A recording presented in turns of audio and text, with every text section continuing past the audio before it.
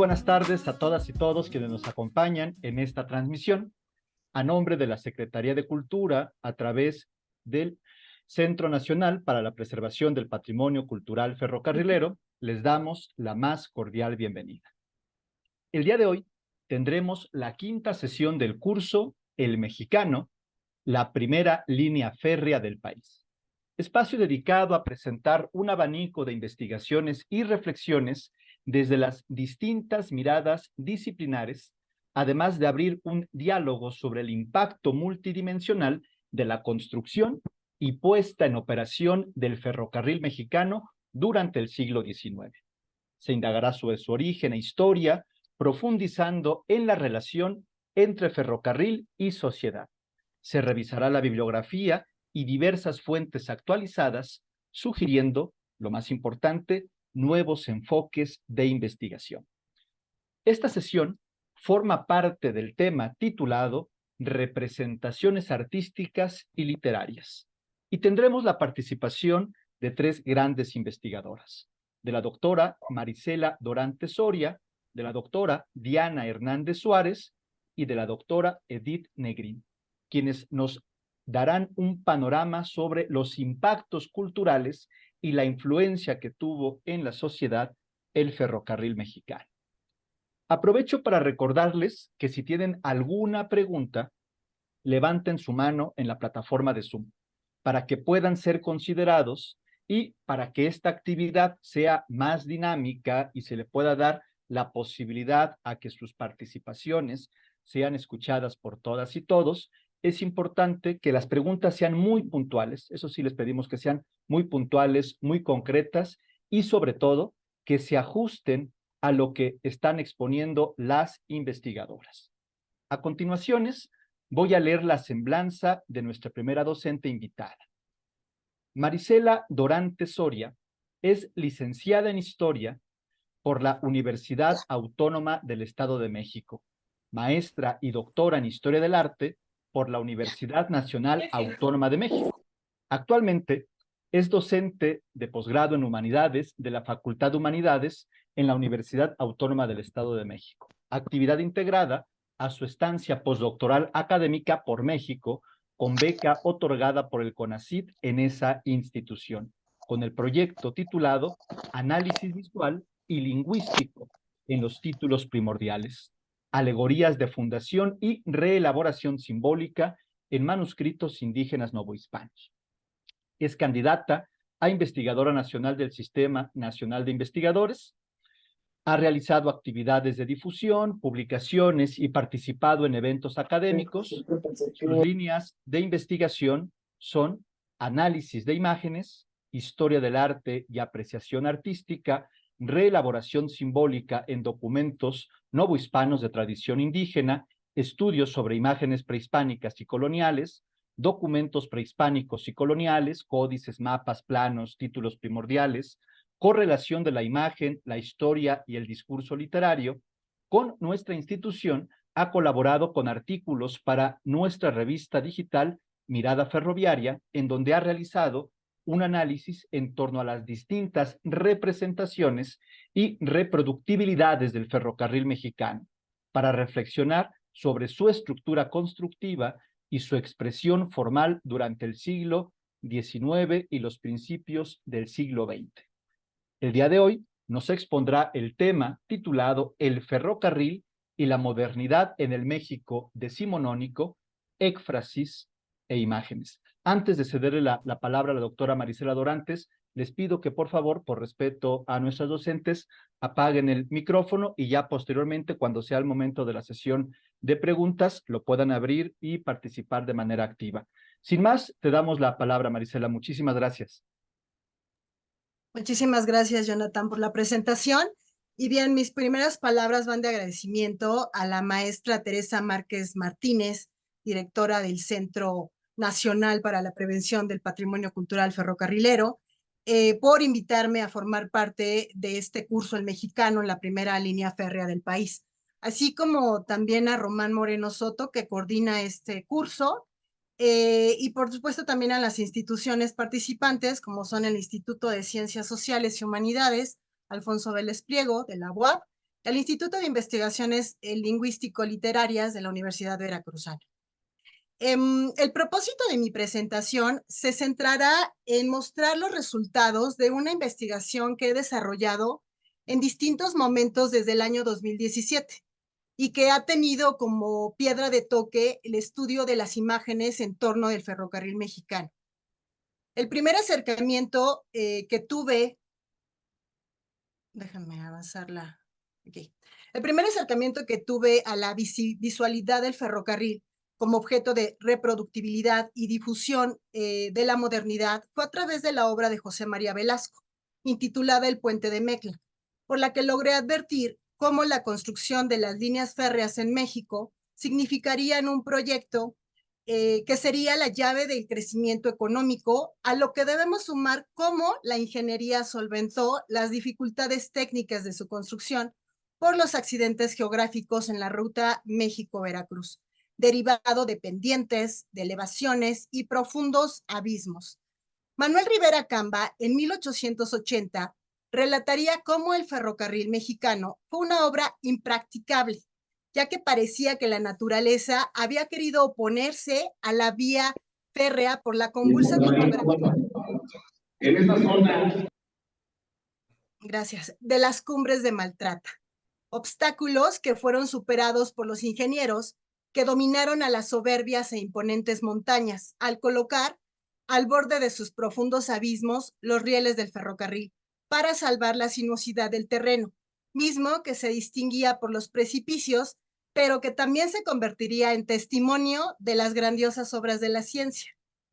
La infraestructura ferroviaria, incluyendo el ramal de Apizaco a Puebla, contaba en esos momentos con 10 viaductos, 55 puentes de hierro, 93 puentes de madera y 358 alcantarillas diversas.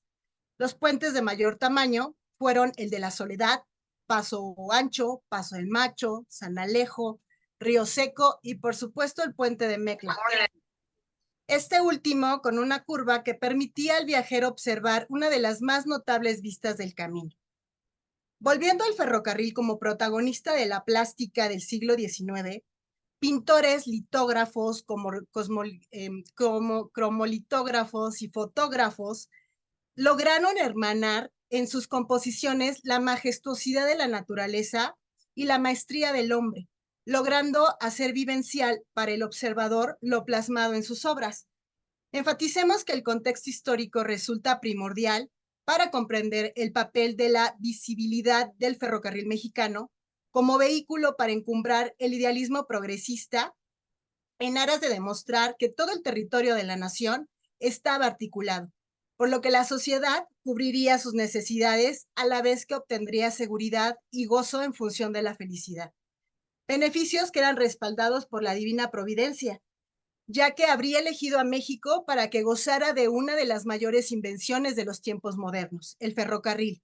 Y esto forma parte de los relatos que encontramos en Observaciones Generales sobre el establecimiento del Camino de Hierro en los Estados Unidos mexicanos, una obra de 1833. En cuanto a las expresiones plásticas, me resultó conveniente problematizar sobre las impresiones de los primeros viajeros del convoy oficial al momento de su inauguración, del 1 al 8 de enero de 1873, en conjunto con fotografías, litografías y cromolitografías. Los diarios El Monitor Republicano, El Siglo XIX y La Voz de México publicaron las opiniones que sus redactores hicieron llegar por telegrama o cartas durante el tiempo que duró el traslado del primer viaje oficial entre la Ciudad de México y el puerto de Veracruz. Los columnistas eran Enrique Chavarrí, a quien nombraba Juvenal, Alfredo Bablot, conocido como el Federalista, Javier Santamaría y Eduardo Gallo.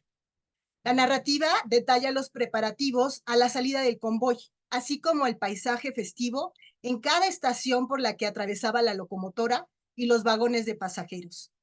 El ejercicio ekfrástico de los cronistas fue medial para visibilizar parajes, puentes, túneles, montañas, ríos, en que las imágenes y el texto interactuaron de manera simbiótica.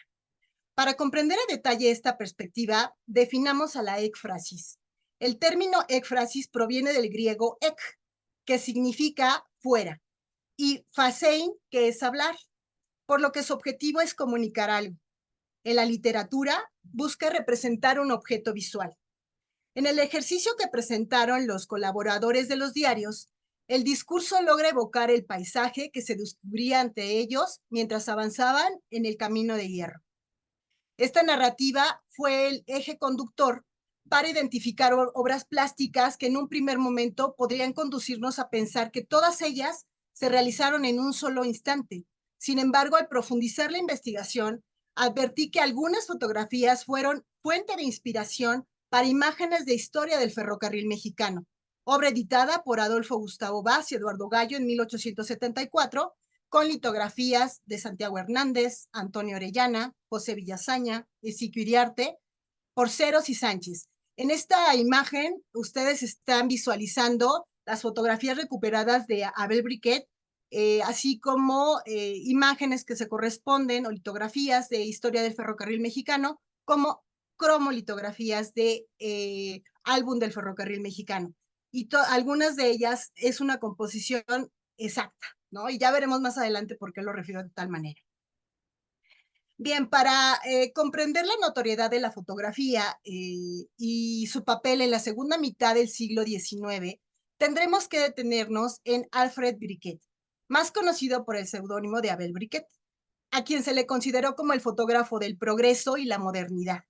De ascendencia francesa, Briquet se declaró en bancarrota y cerró su taller en París en 1866 por las innumerables deudas que lo aquejaban. Inclusive sería condenado a cumplir un tiempo en la cárcel como castigo. Sin embargo, abandonó precipitadamente la ciudad parisina, por lo que se piensa que posiblemente pudo haber llegado a México entre 1866 y 1870. Briquet sería comisionado por la Compañía Limitada del Ferrocarril Mexicano para documentar las obras concluidas y en explotación entre 1872 y 1873. Su trabajo fue registrar el avance de la construcción de las vías, los puentes y los túneles. Y ahora vayamos a un ejercicio comparativo que realicé sobre estas fotografías de Briquet y algunas litografías. En particular, me centraré en la estación de Veracruz, en la fotografía de Abel Briquet y la litografía de José María Villasana y de Ezequiel Iriarte. Y esta se corresponde a la historia del ferrocarril mexicano. Otra de las litografías también y fotografías es el puente del Sumidero, ¿no? En cuanto a la litografía, este es de Ezequiel Iriarte y de Santiago Hernández. Y una más sería la estación de Maltrata, en la cual nuevamente es Abel Briquet, el fotógrafo, en tanto que la litografía corresponde a Ezequiel Iriarte y Santiago Hernández. Me voy a permitir regresar a la primera, a la estación de Veracruz, y lo que podremos notar es que pues el punto o la ubicación tanto del fotógrafo como del litógrafo es exactamente la misma, pero si hacemos un comparativo entre los personajes que están representados tanto en la fotografía o que aparecen en la fotografía y que están representados en la litografía, se corresponden casi de manera exacta. Lo mismo sucede con el puente del Sumidero. Encontramos a un individuo que está sentado en el puente y en la fotografía, como también en la litografía. Pero del lado derecho inferior hay también dos individuos que se corresponden también tanto en la fotografía como en la litografía. Y por último, esta estación de Maltrata, que si bien esto que tenemos en la litografía o estos personajes que están en primer plano, el que está subiendo el caballo, como el que está de pie frente a él, no aparecen en la fotografía, pero si hacemos un comparativo con los personajes que se observan al fondo donde está la estación o el edificio, pues perfectamente podríamos empatar a varios de ellos. Bien. De acuerdo con Julieta Martínez, la fotografía no desplazó a otras expresiones artísticas. Por el contrario, fue un referente para producir obras.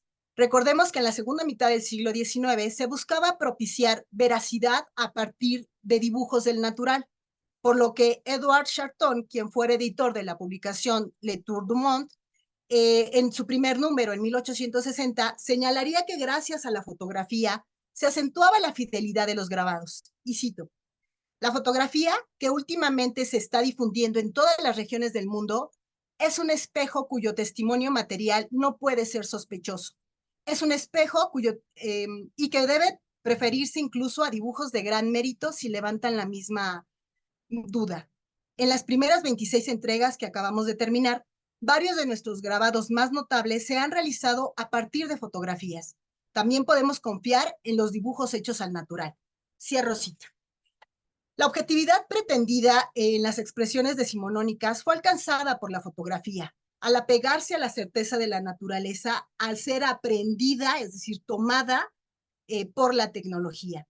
Por supuesto que estos ejemplos de briquet y de historia del ferrocarril mexicano con sus litografías no son los únicos casos o ejemplos con que contamos, porque también en esta pintura que es de Joaquín Romero, que es un retrato de Porfirio Díaz, observamos cómo tanto la fotografía como la pintura se corresponden.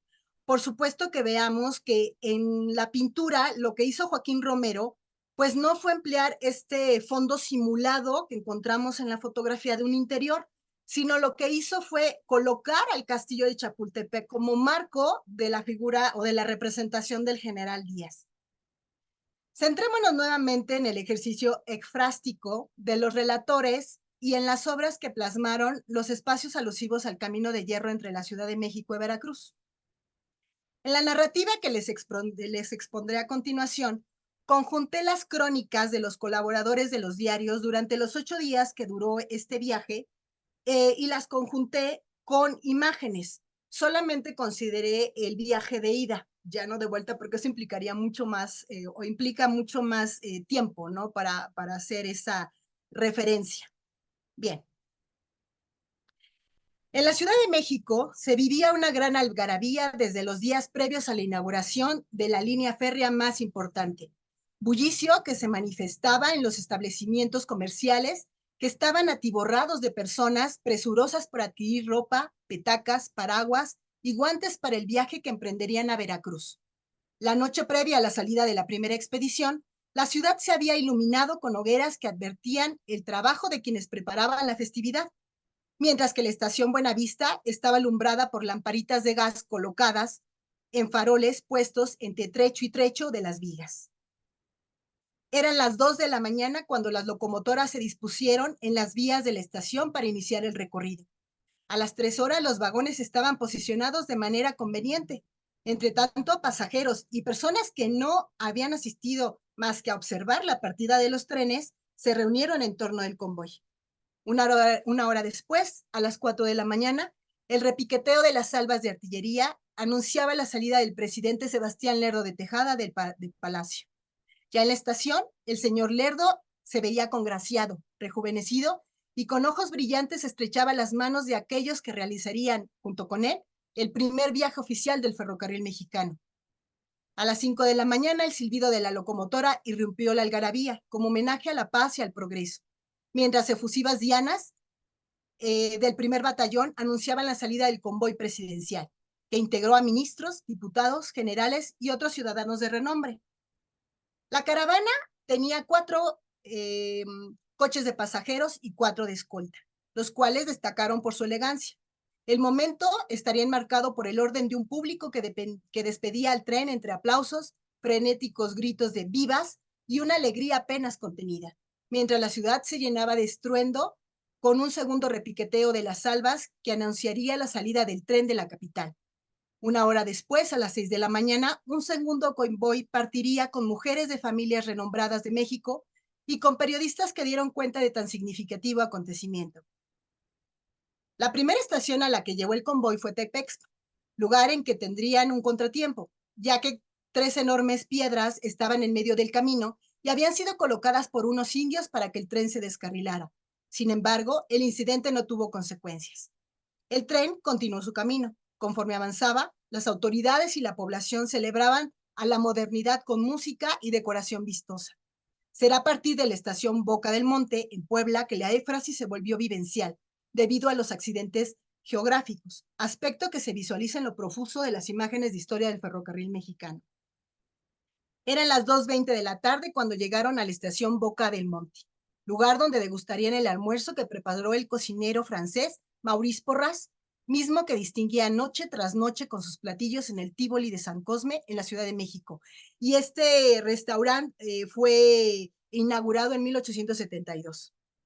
Saliendo de Boca del Monte, la locomotiva llegó a las cumbres de Maltrata. Alfredo Bablot describe el paisaje como un espectáculo horriblemente hermoso, en donde la locomotora y los vagones iban casi a la orilla del abismo que les causaba vértigo. Juvenal mencionó que un movimiento diferente hubiera provocado que aquella mole de máquina de doble potencia y grandes vagones se despeñara al más vertiginoso precipicio. El camino de la línea férrea no solo se distinguía por los tendidos de hierro y madera, sino por las tallas en la roca viva. Tales impresiones generaron admiración en los viajeros. Estaban maravillados ante los trabajos gigantescos y el atrevimiento de la concepción, como también en la ejecución de la construcción del ferrocarril, con los numerosos túneles y puentes que provocaron frenéticas hurras. Los viajeros también advirtieron la mesura del maquinista, quien no hacía uso del vapor en los descensos pronunciados, sino de los garrotes, con la finalidad de disminuir la rapidez del descenso. Las cumbres fueron el espacio en que la ciencia agotó todo atrevimiento, así como la naturaleza agotó todo lo pintoresco. Los trabajos cíclopes tendieron su red en la parte más escarpada, allí donde solo las águilas pudieron escalar. La máquina rugió sordamente. Los pasajeros, en un silencio profundo, admiraron las obras considerando el inmenso peligro que allí se corría. Todo el paisaje extraordinario se presentaba ante los espectadores, las montañas, las siembras, los huertos y las vegas de las planicies, mientras los fondos de las barrancas apenas eran perceptibles. La vista advertía bosques, terrenos calizos y volcánicos, a la par de tierra floja. El paisaje admirado bien podría parecerse al de Suiza. Siguiendo el camino al puerto, a las 4:30 de la tarde llegaron a los llanos de Maltrata, donde estaba la estación y en la que un cura rodeado de sus feligreses saludaba entusiasmado la llegada del tren, lugar en que la compañía ofreció de comer pescados frescos, vinos y una multitud de cosillas que fueron deleite de gastrónomos consumados como el escritor e historiador Alfredo Chavero, que iba en el segundo convoy que salió a las 6 de la mañana. Ante sus ojos apareció el infiernillo, punto que le hacía honor a su nombre por lo espantoso e indescriptible del camino. Eduardo Gallo, uno de los redactores, avistó al pico de Orizaba como un terrible centinela que vigilaba la llanura y cañadas de vegetación y accidentes, mientras ostentaba una corona de plata. A el infiernillo le siguió Orizaba, la ciudad de los vergeles, aromosa por los plataneros y cafeteros. Fue el lugar en que pernoctaría el presidente Lerdo, y en donde se ofreció a la comitiva una recepción en casa del señor Crowley, constructor de la línea férrea. Entre los invitados destacarían periodistas de La Habana y parte de la oficialía del buque español Isabel la Católica, quienes se sumaron a los festejos por la inauguración del ferrocarril mexicano. Después de la cena se quemaron los más vistosos fuegos artificiales. Hubo victores, globos y serenatas. Al día siguiente, al salir de Orizaba, los pasajeros notaron que la vegetación fue cambiando. El tren avanzaba a los pies de los cerros del Borrego y de Escamela, como si fueran centinelas, y la locomotora comenzó a franquear curvas violentas, pasando entre montañas talladas a pico, como si fueran enormes moles en las que se abría paso las líneas férreas. Tal pareciera que rindieran tributo de admiración a aquella mensajera del progreso que cruzaba haciéndose escuchar como si fuera la buena nueva de la civilización. Avanzaban entre bosques vírgenes que abrían paso al león del trabajo cuando escucharon su mágico rugir. De pronto se oyó: «Ahí está», gritaron los pasajeros sorprendidos. El gran puente de Mecla. Mientras atravesaban un túnel que los hizo penetrar en la entraña del monte y cuatro túneles más los separaban de la barranca que albergaba al puente curvo de hierro de 450 pies de largo y 92 de altura, en donde el paisaje era espléndido e imponente, con grandes columnas que permitían lograr una elevación en que las copas de los árboles que estaban en el fondo de la barranca apenas se distinguían. En la mitad del camino del puente, una cascada se desplomaba en olas de plata y en brillante espuma. ¡Hurra!, gritaban los viajeros. ¡Viva México! Al tiempo, el convoy llegaba a la campiña de Córdoba y adelante visualizaron las cascadas del Chiquihuite que se ofrecían ante sus ojos. Era una vista que el creador había dibujado en un momento de grande complacencia, como si la montaña se vistiera de gala cuando en torno suyo un suspiro geológico levantó aquellas rocas. El aroma de eucaliptus, el sensual perfumado de las plantas de toda la zona, embriagaba el momento, mientras los pasajeros del convoy cerraban los ojos para soñar. Pero una exclamación de los viajeros los despertó. El puente del Chiquihuite. Obra magna, paso atrevido del ingeniero, que debía haberse inspirado entre aquellos asuntos del paraíso. Oh sí, el ingeniero que había trazado ese camino debía ser poeta, porque al escuchar el trino de las aves, el murmullo de los torrentes y al mirar aquella naturaleza, su compás debió girar inspirado por aquel espléndido jardín. Avanzaron, pasaron puentes, campiñas, jardines y montañas, selvas vírgenes, vergeles indescriptibles en que la imaginación se extravió. Entonces creyeron en Dios.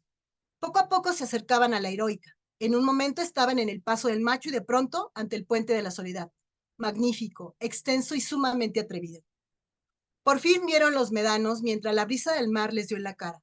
Había anochecido cuando el tren oficial llegó al puerto a las 7:45 de la noche del día 2 de enero. 14 buques anclados a la bahía anunciaron la llegada del tren, mientras tambores hacían marcha, cohetes escalaban aires y vivas atronaban los oídos. La relatoría que presentó Enrique Chavarrí Juvenal al finalizar los festejos de la inauguración del ferrocarril mexicano refleja el sentir del prodigio ferroviario. México se inscribía en la vanguardia de la civilización y palpaba el gran porvenir al que estaba llamado. No había duda de que el plan administrativo recordaría al primero de los puertos del mar y a las ciudades que le acercan y a las que impartiría toda la protección que necesitaran. El camino de hierro haría que se estrechasen los vínculos de unión entre ambas ciudades que debían ser hermanas, una en ayuda de la otra. Veracruz como la puerta por donde entraron los gérmenes de la civilización. México quien los recibía y fecundaba. Como cierre, quiero referir que la reconstrucción presentada de la inauguración del primer viaje oficial de la línea ferroviaria México-Veracruz, las fuentes escritas y visuales fueron piedra de toque para comprender las impresiones de los viajeros que fueron testigos del recorrido. Las expresiones plásticas que acompañaron esta relatoría formaron parte del imaginario moderno que buscaba exponer el desarrollo tecnológico del país. Estas fuentes no solo permitieron reconocer los pormenores del viaje, sino descubrir el paisaje natural y cultural entre la capital y el puerto, de tal suerte que las fuentes consultadas aún presentan un reto de estudio para resignificar las manifestaciones artísticas como testimonio de la historia, la riqueza natural y el poder de un México progresista. Gracias.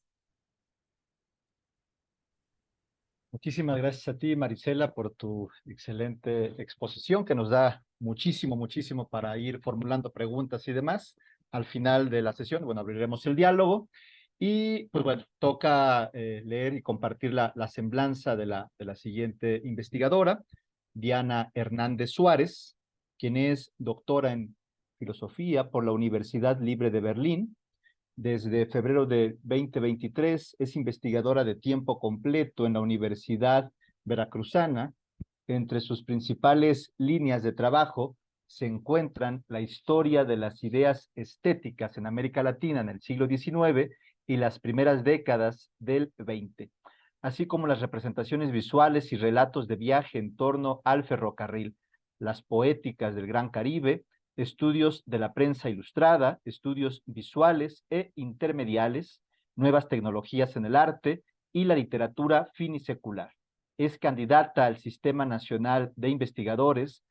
Desde 2016 pertenece al grupo de investigación Instituto Juan Andrés, Comparatística y Globalización en Madrid. Su publicación más reciente y un extraordinario libro que lo recomiendo ampliamente se titula Fin de siglo porfirista, Arte y Política en la revista Moderna 1898-1911. Con nuestra institución colaboró con un artículo para nuestra revista digital Mirada Ferroviaria, en donde analiza el álbum del ferrocarril mexicano de Casimiro Castro y Antonio García Cubas de 1877, como un documento de modernización estética. El día de hoy nos expondrá el tema Entre arte e industria, el caso del álbum del ferrocarril mexicano. Simplemente para aclarar, porque aquí me saltó lo de doctora en filosofía, no sé si ahorita no es el caso, ¿no? Entonces, para que nos digas ahorita bien, aquí lo tenía apuntado, pero creo que no es. Y pues nada, Diana, te cedo la palabra y estamos atentos y gustosos de escuchar tu charla. Vale, muchas gracias, Jonathan. Bueno, para aclarar la cuestión la semblanza, sí es un doctorado en filosofía, pero con enfoque en estudios literarios. Y bueno, quiero agradecer mucho, en primer lugar, a la doctora Teresa Márquez Martínez por la invitación a participar en este curso. También quiero agradecer, por supuesto, a Román Moreno y a Jonathan Moncayo por todas las gestiones y apoyos que han brindado en todo este proceso. Y quiero señalar también que me siento muy honrada de compartir el espacio con la doctora Edith Negrín y con la doctora Dorante Soria, que, bueno, la doctora Dorante Soria ha sido un referente importante para los estudios que actualmente realizo sobre el ferrocarril. Bueno, voy a compartir mi presentación. Y bueno, me disculpo por la afonía que tengo. Espero que no imposibilite mucho la comprensión de la presentación. Y para ceñirme al tiempo estipulado, pues voy a seguir un texto guía. Bueno, en el marco de la conmemoración de los 150 años de la inauguración del tramo de largo alcance México-Veracruz del ferrocarril mexicano, una de las primeras obras magnas de ingeniería en México, me gustaría reflexionar someramente sobre las implicaciones e impactos que tuvo esta infraestructura en la historia de las ideas estéticas en México. No es novedad que las transformaciones que trajo consigo el ferrocarril fueron diversas y muy importantes en la configuración de una idea de modernidad. El ferrocarril tuvo impactos en la forma de percepción del tiempo, en la noción espacial y geográfica, y en las formas de sociabilidad y la forma de representar y socializar el viaje, incluso en la construcción de un campo intelectual y cultural transfronterizo y en la consolidación de economías y políticas en el país. De hecho, solamente como acotación, la idea de frontera nacional en sí también se transforma a partir del impulso progresista del ferrocarril. La geografía, la idea del territorio y sus representaciones se van a ver claramente modificadas. Señalan Dorante Soria y Robles Tardío que la aparición de elementos industriales propiciados por la incursión del ferrocarril en el paisaje integra a lo natural aspectos artificiales y tecnológicos como el hierro o el vidrio, que son aspectos que van configurando o trazando un imaginario sobre las distancias, el espacio, y a la vez son evidencia de una idea específica de la historia, demostrada o plasmada en este mismo paisaje. La intervención del hombre, pero sobre todo de la técnica. Uno de los principales mecanismos de materialización de dicha transformación, más allá de los efectos técnicos, fue sin duda el ejercicio plástico, en específico en litografías, fotografías y representaciones artísticas, y en lo literario.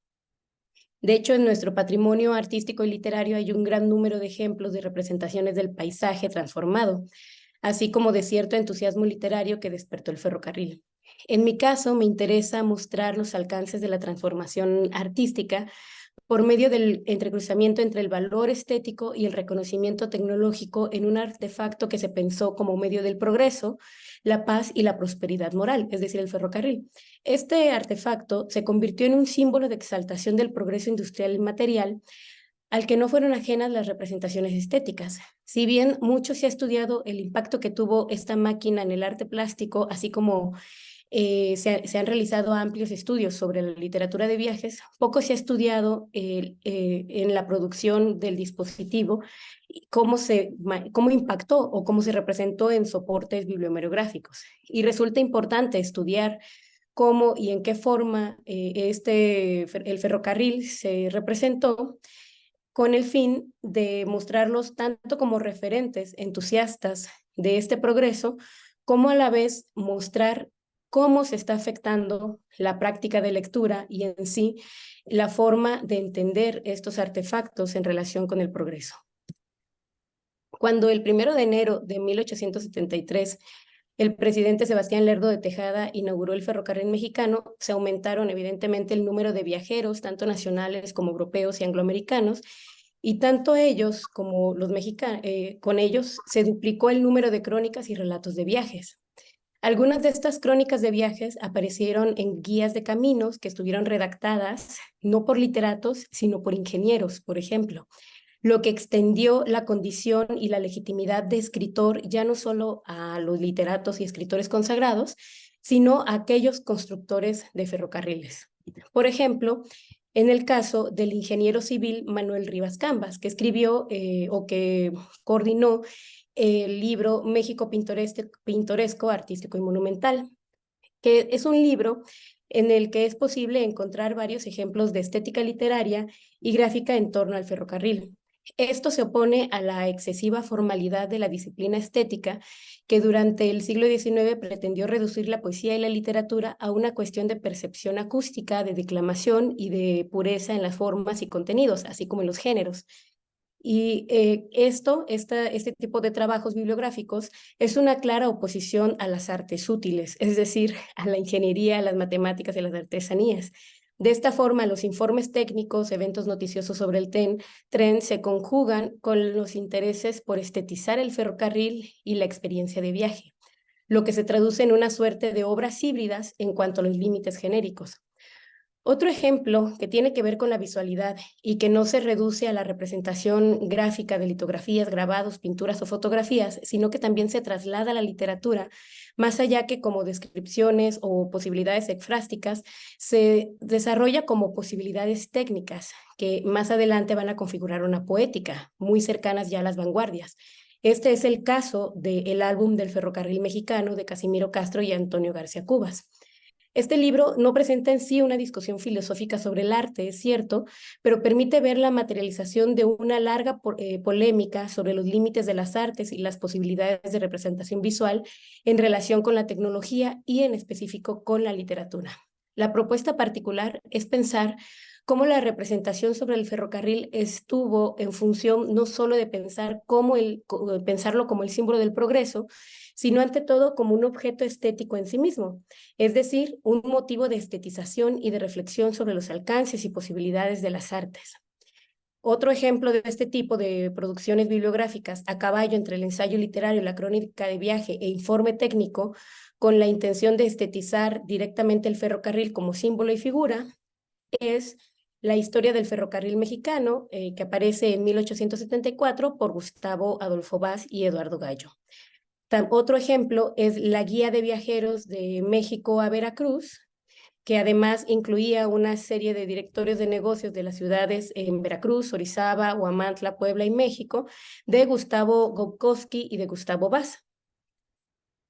Y bueno, y en particular, reitero, me interesa retomar el estudio del álbum del ferrocarril mexicano, Colecciones de vistas pintadas al natural, que aparece en 1877, a cargo, como ya mencioné, de Casimiro Castro y del ingeniero Antonio García Cubas. Apareció en Ciudad de México. Cabe adelantar que específicamente en este último trabajo editorial, el ferrocarril aparece no solo dentro de sus posibilidades de representación ekfrástica y en el entrecruzamiento de la pintura y la palabra, sino como un productor de miradas que configuró un imaginario visual e histórico de las ciudades conectadas por los caminos de hierro, dibujando así una compleja cartografía de estímulos visuales entre los territorios de Veracruz, Puebla y el Valle de México. Por otro lado, el ferrocarril fue pensado en estas representaciones del álbum no solo como este productor, sino también como un objeto estético en sí mismo. Puede pensarse como uno de los primeros procesos de tecnoestética en México, puesto que se establece cierta continuidad entre el arte y la industria, es decir, se neutraliza la relación de lo bello y lo útil. Al momento de la publicación de este libro, el ilustrador Casimiro Castro ya contaba con una importante fama como artista gráfico y como paisajista. Por su parte, Antonio García Cubas era ya reconocido por su labor como historiador, cartógrafo, ingeniero y geógrafo mexicano, e incluso como ilustrador. Este libro se trata de una edición de lujo conmemorativa de la inauguración del ferrocarril mexicano de 1873 y se presenta en 3 idiomas. La presentación del álbum, de hecho, es en un formato grande, mide 35 centímetros por 49 y consta de 73 páginas, además de las cromolitografías y un mapa que lo integran. La información sobre el ferrocarril, por ejemplo, los aspectos técnicos, artísticos, históricos y crónicas, aparecen a 2 columnas. como se puede ver. En la primera, a la izquierda, se brinda la información técnica, histórica y artística en español, escrita por Antonio García Cubas. En la segunda, a la derecha, se realiza una traducción prácticamente literal al inglés a cargo de George F. Henderson, traductor también, otrora de Historia del Ferrocarril Mexicano de Gustavo Vaz, así como del almanaque La República de México en 1876 de Antonio García Cubas. Las litografías aparecen en papel satinado a manera de vistas entre la información descriptiva en las versiones pareadas en español e inglés, y en la segunda sección del libro se presenta de forma autónoma y sin ilustraciones la versión en francés, a cargo de Gustavo Gubkowski, solo introducida por un mapa de la región que atravesaba el ferrocarril. A cargo, el mapa fue realizado por García Cubas. La traducción al inglés, como mencioné, es literal y completamente referencial de la información señalada en español, mientras que la traducción en francés resulta reelaborada bajo una serie de licencias poéticas.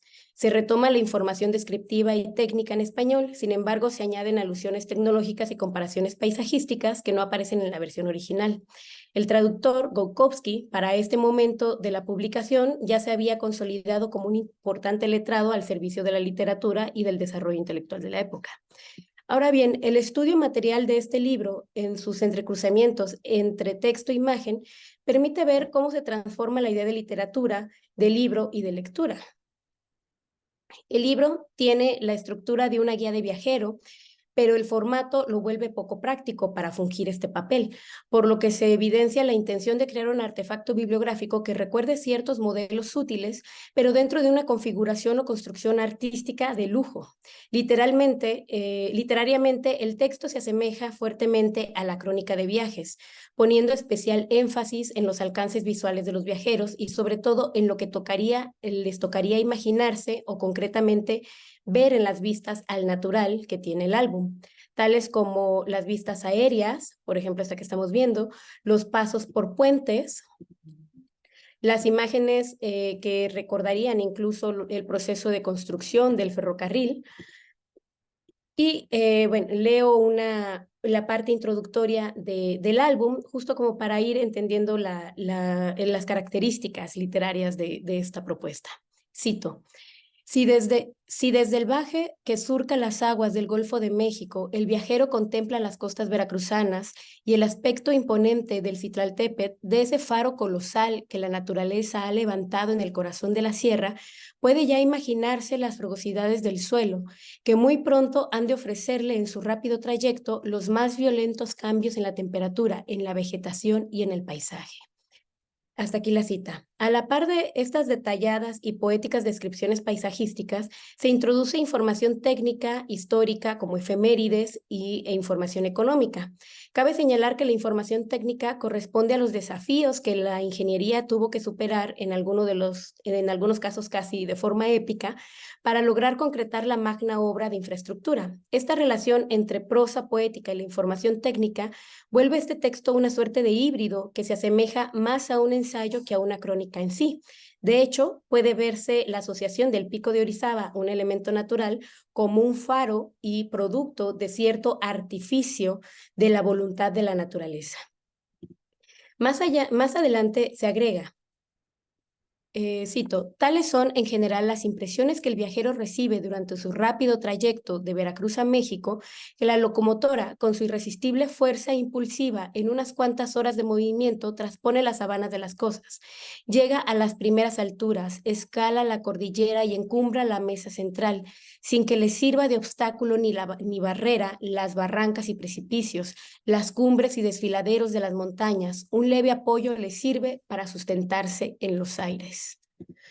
En la cita se evidencian los efectos sensoriales de la velocidad, un motivo de exaltación estética constante en relación con el ferrocarril, que tendrá implicaciones importantes en la poesía modernista, por ejemplo, y de vanguardia.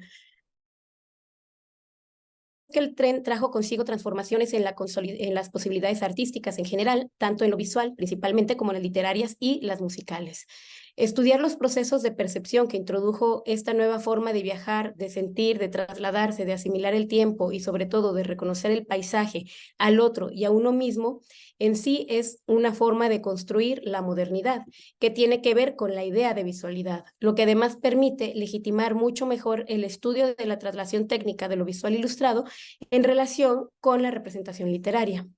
Trabajos como el álbum del ferrocarril contribuyeron a incorporar en el imaginario colectivo tanto la figura del tren, que encarnaba el progreso político y material, como la sensación de haber alcanzado el futuro a través de un marco estético.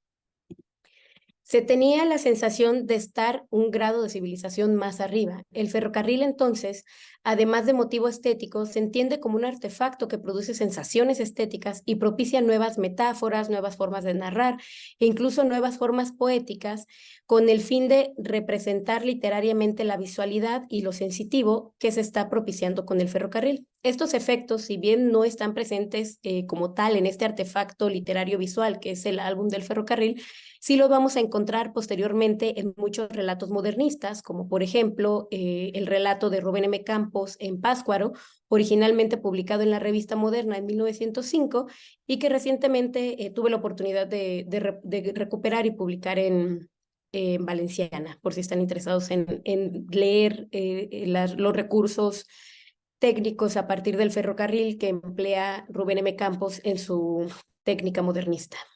Se trata, pues, de un proceso paulatino por construir un sentido óptico de la realidad en virtud de las posibilidades de representación. En esto, el tren jugó un papel fundamental en tal construcción de estas formas de mirar, de entender el territorio, los paisajes, a los pobladores incluso, y no solo fue una labor de los artefactos que comúnmente se denominan tecnologías de la mirada, como el daguerrotipo, la fotografía, posteriormente el cinematógrafo. La conjunción de elementos técnicos en los que el tren jugó este papel se crearon nuevas formas de ver, de experimentar y de problematizar el mundo, y con ello sus representaciones científicas y artísticas. Regresando al auge y al alcance del álbum del ferrocarril, se puede apreciar la intención por construir un nuevo tipo de público, un lector espectador. En este sentido, puede verse que ni la fotografía ni las narrativas del cine interrumpieron sin más y de la nada. Y un antecedente importante de este tipo de producciones, por lo que se realiza una revisión entrecruzada entre la visualidad y la literatura, es justamente este tipo de producciones a partir del ferrocarril, que permite iniciar una arqueología de los medios en busca de los cambios de la percepción y sensibilidades literarias y narrativas como consecuencia del impacto que supuso la velocidad y la perspectiva óptica, acústica, en relación con el traslado en tren. Hay que decir que la ampliación de vías aumentó de forma significativa el número de viajeros, lo que generó evidentemente un incremento entre las representaciones y la necesidad de representar el espectáculo tecnológico que revela e implicaba en sí el ferrocarril. Una de las consecuencias inmediatas fue la modificación de la amplitud del espacio, entendido como territorio y traslado. La experiencia del viaje podría concretarse en una serie de emociones y de vistas específicas, tal cual como si se tratara de experiencias artísticas. Para Alejandro Semo, el ferrocarril implicó una forma diferente de viajar, lo que supone una nueva forma de percibir y de reflexionar sobre el tiempo y la concepción historiográfica. No solamente se queda en cuestiones de representación, sino que incluso, de acuerdo con este estudioso, tiene implicaciones en la forma en cómo se concibe la historia, lo que evidentemente impacta en la producción de las narrativas. Y el punto que a mí me interesa resaltar particularmente es la importancia que tuvo el ferrocarril sobre la forma de mirar y de representar. La visión del espectador es parte fundamental de la representación de la dialéctica o contraposición de miradas en el que mira desde fuera y el que mira desde dentro del ferrocarril. Además, hace consciente e imperante la sincronización, pero a la vez la diferencia, la construcción de un otro que mira y de un yo que mira y que sabe que es mirado. Este proceso lleva a la construcción social de comunidades imaginarias que reconocen un territorio nacional en simultaneidad con la historia y los acontecimientos internacionales, pero a la vez de una forma particular que implica entender las regiones y sus peculiaridades dentro de un marco republicano y moderno, lo que propicia la construcción de cierta identidad dentro de una culturalidad diversa. Y trae consigo también modificaciones en la percepción de la configuración artística, tanto plástica como literaria, en relación con las narrativas historiográficas y ficticias. Además de la producción novedosa de imágenes y relatos, el ferrocarril también se asocia con la transformación sobre la concepción de estéticas como de la estética como problema de la belleza y la experiencia en virtud de la voluntad. Al respecto, dice Gilbert Simondon que la estética no es únicamente ni primeramente la sensación de un consumidor de obras de arte, es también, y cito, más originalmente todavía, el amplio haz sensorial del artista mismo. Un cierto contacto con la materia que está siendo manipulada. Se siente una afección estética haciendo una soldadura o haciendo un tirafondo. Hasta aquí Simondon. Por lo tanto, la estética es la mecánica y la industria que permite transformar con la fuerza de la tecnología un artefacto en virtud y voluntad, lo que además guarda una fuerte relación con los ideales liberales, positivistas y en general con la política progresista de la época. La fuerza que representa el ferrocarril implica un cambio de percepción visual, sí, y en la medida en que posibilita apreciar y aprender nuevos paisajes a partir de diversos momentos de la velocidad, lo que disocia tanto al espectador como a los elementos observados. Mientras que los objetos más inmediatos se difuminan, los objetos más lejanos parecieran inmóviles y más nítidos, o por lo menos más lentos.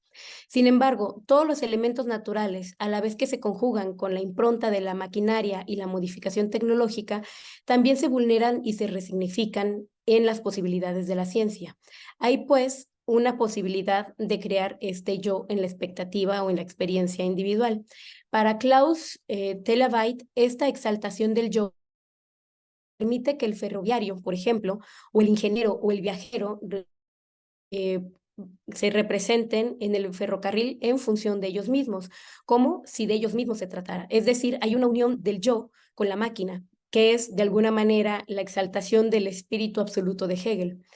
El ferroviario se integra al tren en cuerpo y alma a través del dinamismo y la fantasía de dominio sobre la naturaleza. En este sentido, la discusión estética de la época posibilitó, a partir del ideal de la libertad artística y de la continuidad entre las artes, que la misma disciplina legitimara la posibilidad de trasladar la experiencia de la ejecución poética o la plástica a la acción de la fuerza mecanizada. Todos estos elementos se configuran, de hecho, en el álbum del Ferrocarril Mexicano, que es un documento que no solo está rindiendo tributo al progreso tecnológico y científico de México, sino que además pretende mostrar que el espíritu y la moral de los mexicanos han alcanzado un alto grado de desarrollo en las civilizaciones modernas, o bien, dicho en otras palabras, está coadyuvando a configurar la idea de un yo moderno en su peculiaridad mexicana en función del desarrollo tecnológico. Al unir el arte con el desarrollo industrial, la naturaleza con la tecnología y al relacionar dos medios, la escritura y la pintura, el álbum pone en entredicho la discusión estética de carácter preceptivista de la época y da la pauta para alcanzar la libertad artística. Por medio de la configuración de imaginarios visuales y literarios, se establece también la relación cuerpo-máquina a través del ideal hegeliano. Cito directamente el álbum. Los datos anteriores se refieren en este punto a datos técnicos que se dieron sobre la transformación de la infraestructura de la ciudad de Veracruz, cito, revelan que los trabajos emprendidos por la construcción del ferrocarril mexicano adquirieron su gran impulso desde la época en que la empresa pasó a dominios del señor Escandón. La realización de este pensamiento de tan benéficos y trascendentales resultaron para el país en el bello ideal de un hombre dotado de una fuerza de voluntad superior, cuyo nombre debe pasar a la prosperidad como el de todo aquel que se afana por las consecuencias de mejorar la humanidad. Quiero resaltar en esta cita justamente el elemento que consideran como el tren como la realización de un bello ideal de un hombre dotado de una fuerza de voluntad superior. En esta cita se permite comprobar la transformación de la reflexión estética del siglo XIX. De hecho, el ferrocarril se presenta a sí mismo como un objeto estético producto de ese bello ideal de la mente de un hombre dotado de esa fuerza y voluntad superior, casi en términos nietzschianos, que además une lo útil con lo bello y neutraliza la discusión trascendental del arte. Dichos conceptos fueron ampliamente discutidos en relación con las características del creador a partir de los paradigmas estéticos propuestos por Hegel, cuya filosofía llegó a México y se discutía ampliamente por medio de traducciones francesas y de los manuales españoles de literatura. Entonces, el ferrocarril encarnó en sí mismo el ideal político del desarrollo moral, social y económico, por lo que no resulta una rareza la aparición del álbum, menos aún como una confirmación y conmemoración del progreso alcanzado en 1873 tras la inauguración del tramo México-Veracruz. Para finalizar, cabe señalar que la fascinación que despertó el ferrocarril estuvo en función del progreso económico e industrial y moral, así como social, y lo que esto simboliza. Pero también muy probablemente hubo cierto gusto por la realización científica y del raciocinio técnico en el ejercicio de la mecánica y el dominio de las leyes naturales, no solo en relación a la dominación del paisaje, sino también frente a los desafíos de la infraestructura que implicaba la geografía mexicana. Por esa razón, Antonio García Cubas exalta estos aspectos del tren, mientras que Casimiro Castro se concentra en crear una visualidad idealizada y estetizada de los espacios desafiantes, así como de la grandeza de las ciudades interconectadas por los caminos de hierro. Muchas gracias. Muchas gracias a ti, Diana. La verdad, como siempre, una estupenda exposición que incita a retomar estos temas y mirarlos desde otra perspectiva. Bueno, igual vuelvo a recordar, vayan ahorita anotando sus preguntas para que al final de la sesión puedan participar e interactuar con las investigadoras. Bueno, pues finalmente leeré la semblanza de nuestra siguiente docente invitada, Edith Negrín. Es una investigadora y académica mexicana, licenciada en Letras Españolas, maestra en Literatura Mexicana y doctora en Sociología por la Universidad Nacional Autónoma de México. También posee un Master of Arts por la Universidad de Essex. Es investigadora de tiempo completo jubilada del Centro de Estudios Literarios del Instituto de Investigaciones Filológicas de la UNAM. Algunas de sus principales líneas de investigación son la narrativa mexicana del siglo XX, década de los 30 específicamente, y novela mexicana del petróleo y novela proletaria. Ha estudiado la importancia del papel femenino en la literatura y ha elaborado numerosos trabajos que abordan la obra de narradoras mexicanas como Luisa Josefina Hernández, Magdalena Mondragón, Silvia Molina y Diana Morán. Como catedrática, trabajó en la Escuela Nacional Preparatoria, en la Universidad Autónoma Metropolitana, UAM Iztapalapa, y en la Facultad de Filosofía y Letras de la UNAM. Ha investigado la obra de José Revueltas, Ignacio Manuel Altamirano, Mariano Azuela, José Emilio Pacheco, Renato Leduc y Carlos Fuentes, entre otros. El día de hoy nos expondrá el tema Las crónicas de ferrocarriles de Ignacio Manuel Altamirano.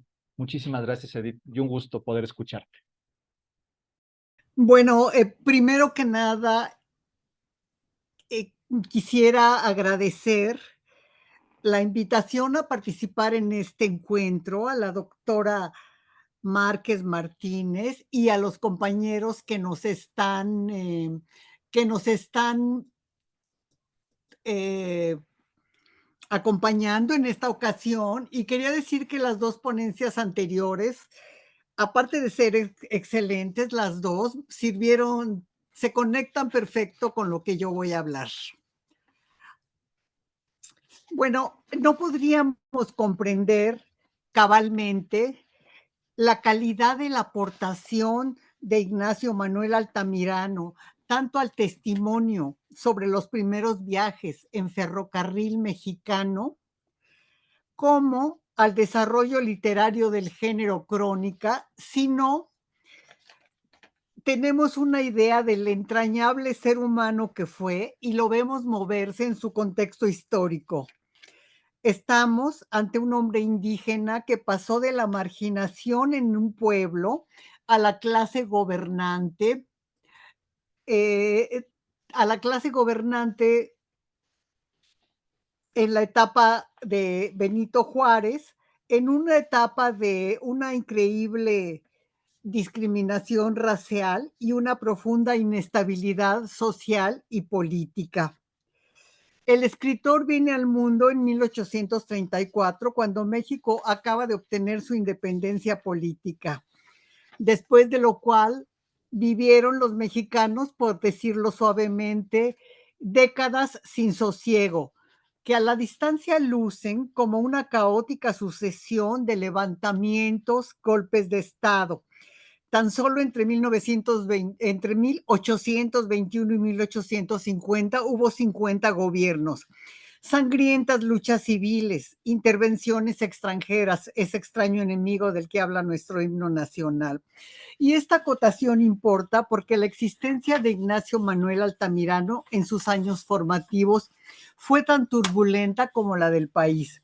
Él viene al mundo en Tixtla, un pueblo que entonces pertenecía al Estado de México y hoy es parte de Guerrero. Su padre era indígena, un indígena bilingüe con capacidades de liderazgo, y su madre era criolla. A los 15 años, el chico obtuvo una beca para estudiar en el Instituto Literario del Estado de México. La mejor reconstrucción de este momento se la debemos a Nicole Girón, la mejor estudiosa de Altamirano. Tenía 15 años Ignacio Manuel, y vistiendo, él dice, calzoncillos blancos y camisa de manta, con los zapatos colgados al cuello para que no se gastaran, una poca de ropa y un modesto itacate de pinole y totopos, acompañado de su padre, caminó durante una semana entre sierras y barrancas, por veredas y senderos transitados solo por mulas, desde su natal Tixla hasta Toluca. Que entonces, bueno, la reconstrucción, no leo completa la reconstrucción del viaje porque es muy detallada, pero este viaje a pie con su progenitor, entregados a su misión sin detenerse como dos peregrinos, fue definitivo en la formación del joven Ignacio. Por una parte, se trata de su primer viaje, su primer desplazamiento. Por otro lado, él tiene muy claro que puede hacerlo porque va persiguiendo educación, y la educación se va a convertir en su ideal más importante, en su obsesión, primero la propia y luego la de todos los mexicanos. Pero además sabe que esa beca se la debe al gobierno liberal de Valentín Gómez Farías, que había un programa de becas para los indígenas, y entonces él se va volviendo liberal, y a través de las aulas, a través de las lecturas, es uno de los liberales más convencidos, completamente bien informado de las corrientes de pensamiento europeas y nacionales. Entre este viaje iniciático y el final de la década de los 60 del siglo XIX, cuando Altamirano escribe las crónicas de ferrocarriles, ya ha aprendido mucho de viajes, ya ha aprendido, bueno, aparte de caminar, caballos, carros, diligencias. Más adelante conoce barcos. Solamente lo que no llegó a conocer fueron los transportes aéreos. Todos los demás transportes de su época los conoció. Durante la intervención francesa, el Ixtleco se entrega por completo al combate, como periodista, como asesor político e incluso con las armas. Estudia Derecho. Cuando en diciembre de 1868 Juárez es reelecto como presidente constitucional para el cuatrienio 1868-1871, Altamirano, que es ahora un brillante orador parlamentario, empieza a acercarse de nuevo a la escritura literaria. Él decía que no se podía escribir literatura, aunque muchos lo hacían, claro, pero que no se podía en tiempos de guerra, y de guerra donde hermanos peleaban contra hermanos, ¿no? Entonces que había que acercarse al gran árbol de la paz para a esta sombra de la paz poder escribir. Y él hizo un llamado a todos los escritores de todas las corrientes, conservadores, liberales, todo, para que participaran en un proyecto común para la cultura de la patria. Ahorita nosotros podemos decir como José Emilio Pacheco, no amo a mi patria, su fulgor es inacible, su fulgor abstracto es inacible, pero en esa época tantos hombres dieron la vida para construir la patria y pues era una idea difícil de aplicar en un país donde no había unidad lingüística, todavía no la hay ahora, ni tampoco había comunicación, en eso el ferrocarril sirvió para hacer un gran adelanto. Bueno, toda la etapa de la República restaurada y la primera década del Porfiriato son el marco donde escribe más Altamirano, cuentos, novelas, crónicas, ensayos. Como punto de partida sobre nuestro tema, recuerdo una cita del autor. En 1869 prologó un libro que se llamaba Viaje a Oriente de Luis Malanco y puso en el prólogo: los mexicanos viajan poco y los que viajan no escriben ni publican sus impresiones o sus recuerdos. Esta es una verdad tan notoria en México que no necesita demostrarse. Más adelante, en el mismo texto, habla de los viajes en diligencias, habla de los trenes y recuerda a don Manuel Escandón, un empresario que no solo tuvo el mérito de haber conducido la primera diligencia de la capital de la República a la ciudad de Puebla, sino también fue el obstinado solicitante de la construcción del ferrocarril de México a Veracruz, por lo cual ya se le había erigido una estatua cuando escribe Altamirano. Todos los textos de Altamirano responden a la convicción de que había que elevar el nivel de las masas mediante la educación para contribuir a la formación de la conciencia nacional. Salvo la poesía que escribió en sus años juveniles, cuando aún no había decantado sus teorías, todos sus textos responden, sobre todo sus textos de madurez, responden a este ideal de educación y cultura. El género crónica en este momento histórico juega un papel fundamental. Están en una sociedad con graves deficiencias educativas y los periódicos juegan un papel central en el proceso pedagógico de las mayorías. Así, en la segunda mitad de la centuria decimonónica proliferan publicaciones, algunas ya han sido mencionadas por mis compañeras, proliferan publicaciones que además de incluir poesía y narraciones por entregas, ponen especial interés en el género crónica, que también se llamaba revista. Es un género flexible. Para algunos es misceláneo, o sea, en un solo texto hablan de 20 cosas distintas. Abordan infinidad de temas diversos y sin conexión entre sí. Informan actividades sociales, culturales, cívicas, con sus ideas, que es una propiedad más bien del ensayo, pero también dan testimonio de los hechos objetivos. Y lo importante de estas crónicas es que tienen el tono ameno de una conversación informal y el aderezo de la voz del cronista, sus reflexiones, sus impresiones, sus sentimientos, lo que ahora se llama autorreferencialidad. Solo Altamirano, en muy pocas crónicas, relata sus experiencias en ferrocarriles, que entonces era un transporte más o menos reciente. Sin embargo, con ellas inicia un ciclo de escritores viajeros que en el siglo XX tendrá momentos cúspide. Siempre tiene presente el liberal, insisto, el proyecto de educar a las masas. Sus exploraciones ferroviarias tienen lugar dentro del territorio nacional, pero se trataba de un territorio tan desconocido como cualquier país exótico. No hace mucho que a México le había sido amputada la mitad de su población a causa de la guerra con Estados Unidos. Entonces había que empezar por reconstruir la imagen geográfica de lo que era ahora el territorio mexicano. Las crónicas de Altamirano generalmente tenían como título una lista de todos los temas que se iban a tratar, que podían ser 2, 3, 4, hasta 20. El 29 de mayo, en 1869, en el periódico El Renacimiento, fundado y dirigido por él, el encabezado de su nota semanal apuntaba 4 temas. El segundo era inauguración de un nuevo tramo de ferrocarril.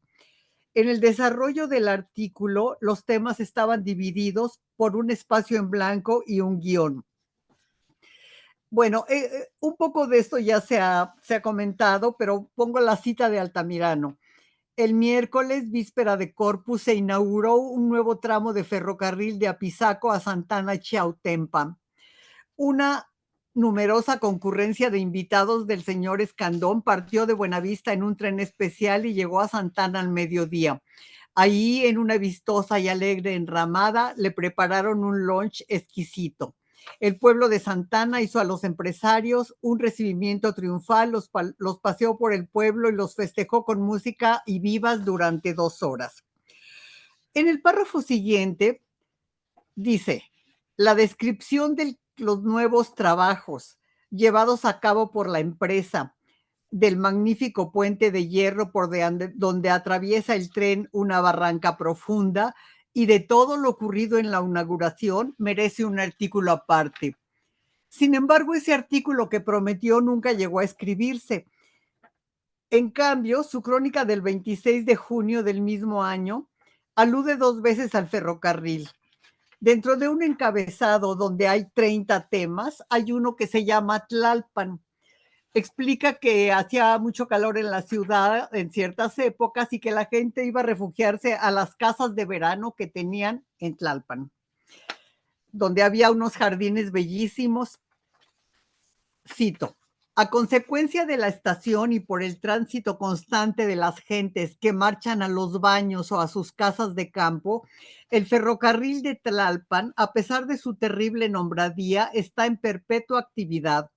A cada cuarto de hora se oye el rugido del vapor que anuncia la salida de los trenes, ocupado siempre hasta la plenitud por centenares de personas que, huyendo del calor, se aventuran a romperse la crisma en el camino o por lo menos a concluir su viaje a pie entre el polvo y la lluvia por los frecuentes descarrilamientos que acaecen con frecuencia en esa vía.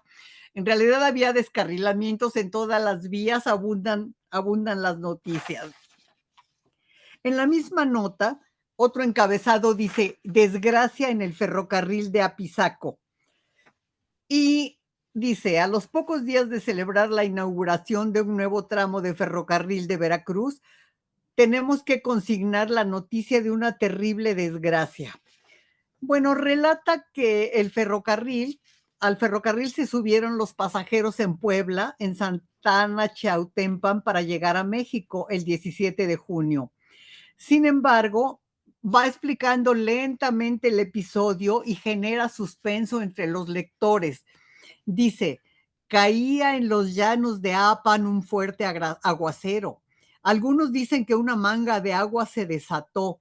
Ahí hay una barranca a 1.5 millas de Otumba que los indígenas llaman del Muerto, que atravesaba el ferrocarril sobre un puente de hierro.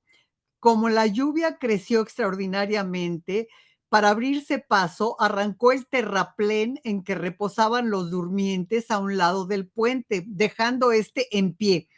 De ese modo, los rieles quedaron en suspenso y para mayor peligro, tal circunstancia no podía conocerse por el declive de la vía y la lluvia.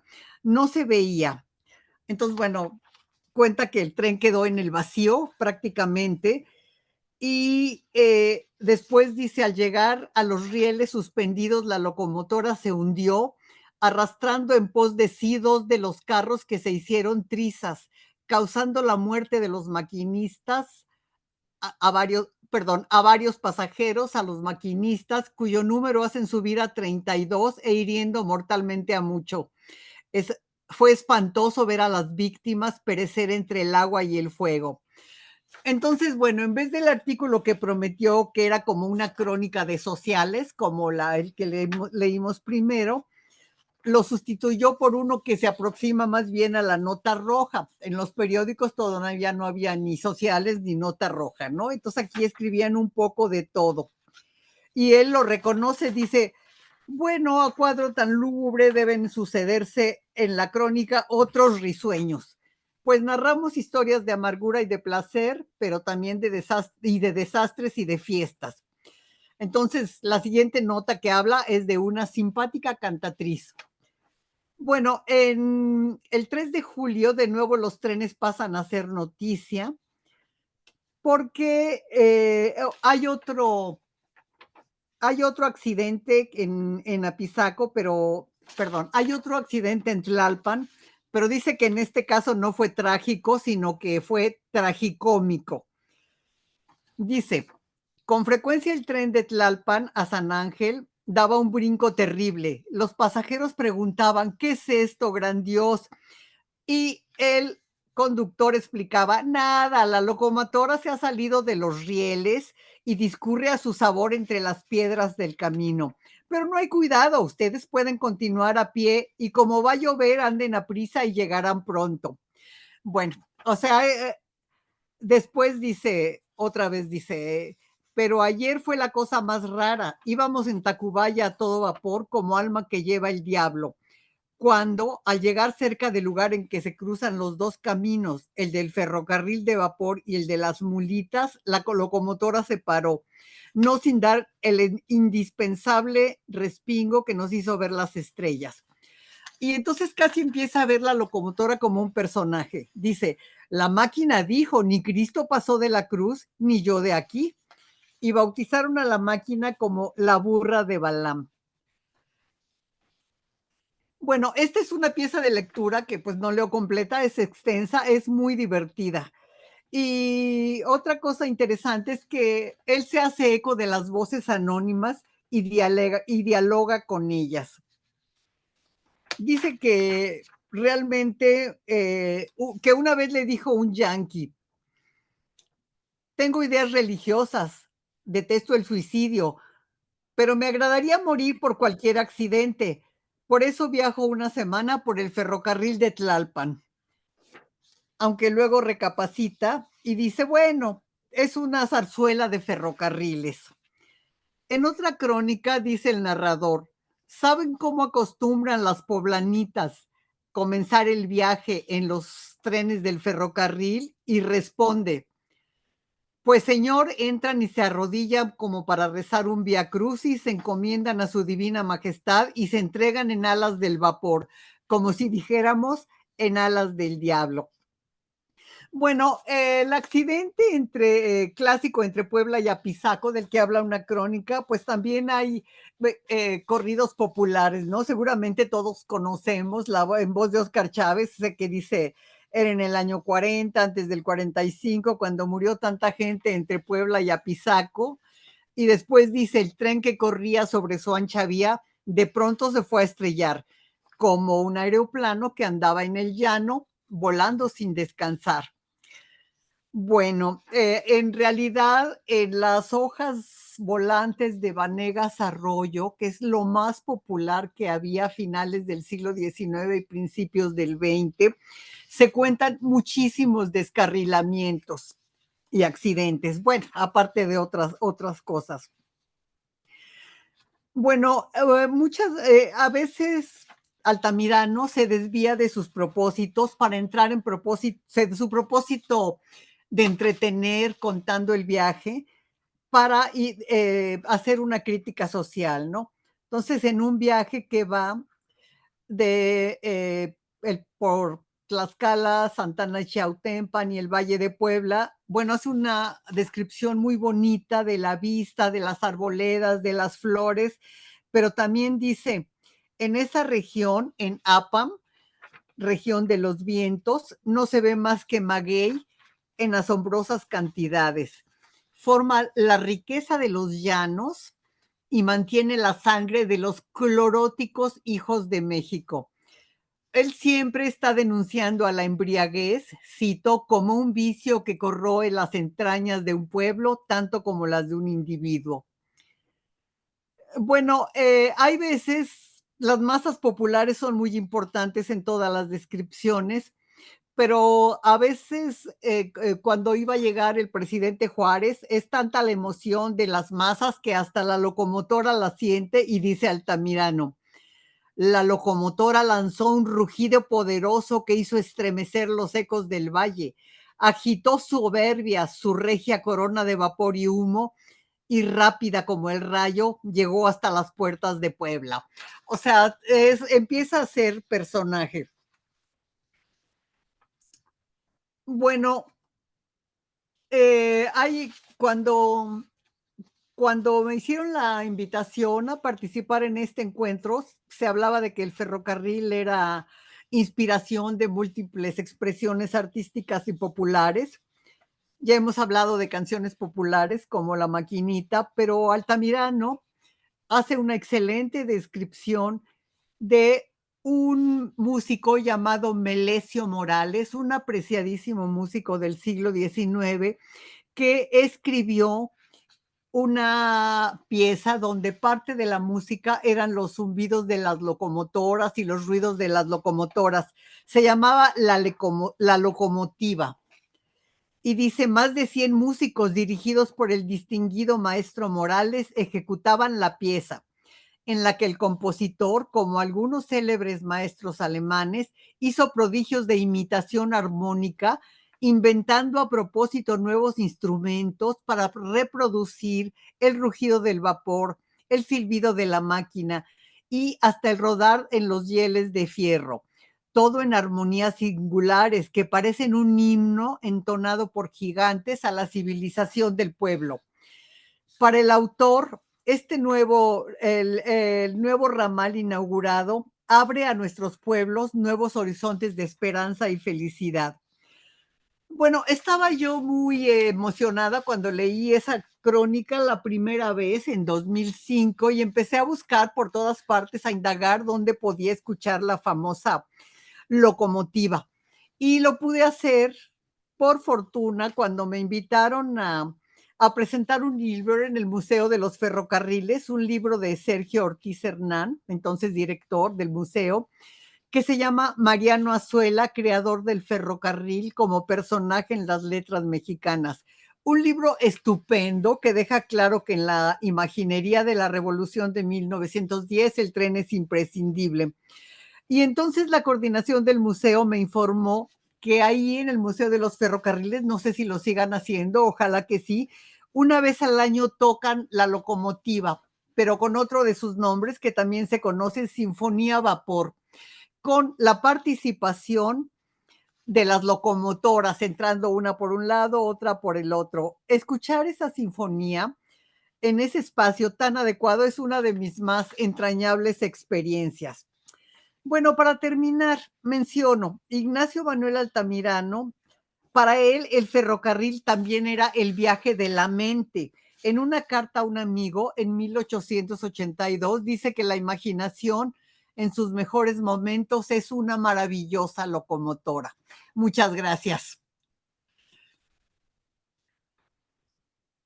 Muchísimas gracias a ti, Edith, por esta fabulosa y deliciosa charla. Y por supuesto que Sinfonía Vapor sigue en pie. Bueno, aprovechando, las y los invitamos para el 10 de diciembre, para el domingo, para que nos puedan acompañar.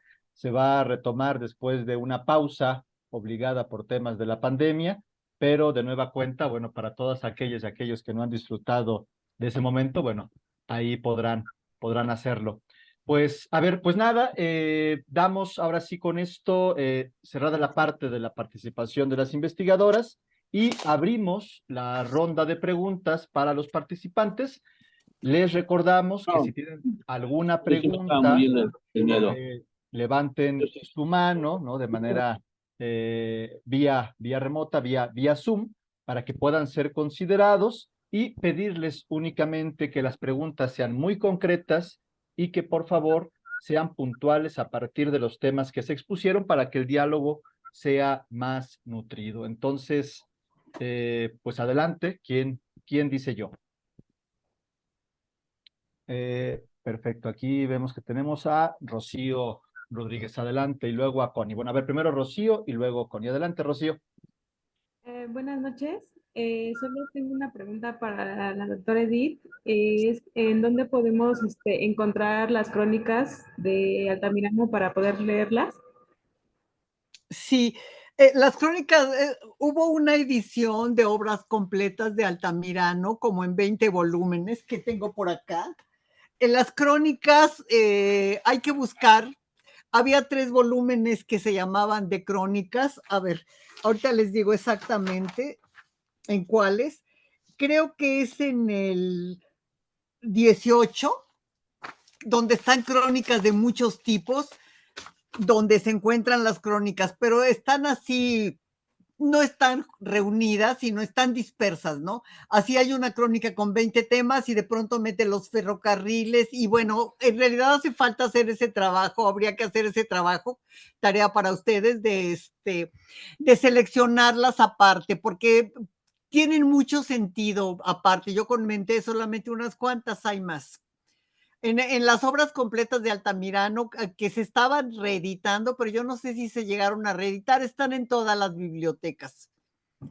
Los volúmenes de crónicas son como 4, pero unos son de teatrales y otras son de pura literatura, y en las que se llaman volúmenes de crónicas. Gracias. Muy bien, les pediría que una vez que suban su mano y hayan de respondido, ya la puedan bajar. Bueno, ahora le damos la palabra a Connie. Adelante, Connie, te escuchamos. Muchísimas gracias, maestro. Gracias, doctora. Y bueno, pues saludarles en esta tarde. Seré breve, pero cuando escuchamos a la maestra, a la doctora Edith, pues recordamos obviamente a varios autores, ¿no? Desde Azuela, Sola, también por ahí a Marcel Proust, ¿no? A Ramón López Velarde con Suave Patria y a otros grandes autores que han hablado del tren, incluso también como Charles Dickens, perdón. Y bueno, escuchar algo que dice tan de manera magistral sobre Ignacio Manuel Altamirano es verdaderamente exquisito. Gracias, doctora, por estas aportaciones literarias. La pregunta es la siguiente. ¿Cómo logró Ignacio Manuel Altamirano, más allá de ser un pasajero, un viajero, que en este tren, en los trenes que abordaba, cómo logró ese equilibrio literario de afuera hacia adentro, de adentro hacia afuera, cualquiera que sea la Las postura, dos cosas, las de dos. mostrar precisamente, exacto, doctora, ¿cómo lo logró? Porque finalmente cuando uno habla de manera per se, bueno, pues a lo mejor es bonito, pero transmitirlo a como lo hizo él en sus obras y que usted hoy nos relata y nos recuerda precisamente que también hay un Ignacio Manuel Altamirano, más allá de Proust, más allá de Azuela, más allá de otros grandes que hablaron de los trenes en Bueno, sus más que libros, más en sus allá, historias, antes que Azuela. o antes de, ¿no? Marcó el parteaguas. Entonces, ¿cómo lo logró? Porque más allá de la magia de la literatura, más allá de la pluma, ¿cómo es que lo logró? ¿Cómo? Era un hombre muy culto, era un hombre súper, súper culto. Le interesaba, digo, a pesar de tener una vida tan agitada, le interesaba mucho, leía muchísimo y aprendió a escribir. Ahora, él fue muy discriminado por ser indígena. Él y Juárez fueron los únicos indígenas del gobierno de Juárez de la Reforma. Pero entonces él cultivó su personaje de indígena más de lo que era cierto. Dijo, yo nací en una pobre cabaña de indios. La verdad es que no era cierto, porque yo fui a dar una plática a Tixla y nació en una de las mejores casas de la zona. Decía, siempre hablé náhuatl, aprendí español cuando ya era adolescente. Tampoco es cierto, porque el papá era bilingüe y la mamá era criolla. Entonces él, digamos que exageraba, pero pues tenía razón, pues tenía una razón para cultivar su personaje. Pero era tan culto, bueno, pues aprendió italiano, francés, alemán, y una vez escribió una novela sobre Italia cuando todavía no conocía Italia y puso las referencias precisas de calles y lugares. Pues eso, como todos los escritores, leyendo mucho y practicando mucho. Muchas gracias, doctora, y felicitaciones por esta gran ponencia. Gracias. Gracias. Muy bien, bueno, pues continuamos con las preguntas. Ahora le damos la palabra a Alejandra Calleja. Hola, buenas noches a todos. Primero que nada quisiera pues reconocer que es muy grato ver la representación de mujeres investigadoras en estos espacios. Ha sido muy enriquecedor escucharlas a las tres y en efecto hay como muchas cosas que pensar alrededor de las exposiciones. Pero concretamente quisiera preguntarle a Diana sobre esta representación del ferrocarril como artefacto que abre un nuevo espacio en la realidad, que es como un reflejo de la tecnología como dispositivo y mediadora, como mediación de la normalización de la tecnología, que apunta a consolidar al ser humano definido desde la técnica. Me parece que apuntaría también a consolidar un existenciario en torno al ferrocarril, que como normaliza la técnica, permite al hombre, más bien como abre esta nueva posibilidad o reafirmación de definirse como humano a través de la técnica que sucede desde el principio de los tiempos, ¿no? Pero creo que el ferrocarril le da otro matiz que es pues reforzado con esta reproducción gráfica del relato, que va más allá de configurar un imaginario y que crea un nuevo modo de relacionarse con la realidad, obviamente, ¿no? De pensar el territorio. Y ya, fin de la pregunta. Muchas gracias, Alejandra. Bueno, déjame ver si entendí bien la pregunta. Em, un poco la preocupación que planteas es sobre cómo el ferrocarril, en cuanto a un artefacto que está concretando elementos científicos, producciones, más bien idearios de progreso y de construcción de imaginarios tecnológicos, crea una nueva realidad en cuanto a la construcción del ser humano en cuanto a una ontología. ¿Es un poco la pregunta? Sí, por ahí va. Pues mira, justo al respecto hay un libro que quizás te podría interesar, que es se llama La verdad del mundo técnico de Friedrich Kittler, en el que el autor de hecho aborda de manera muy puntual, desde una perspectiva muy heideggeriana, cómo la tecnología, particularmente el ferrocarril, empieza a transformar la construcción del ser. Entonces traduce o construye la idea del Dasein hegeliano a el Dasein para la muerte hegeliano, a un Dasein para la tecnología, a partir justo del desarrollo del ferrocarril, posteriormente del avión y ahora, por ejemplo, actualmente con el Internet, ¿no?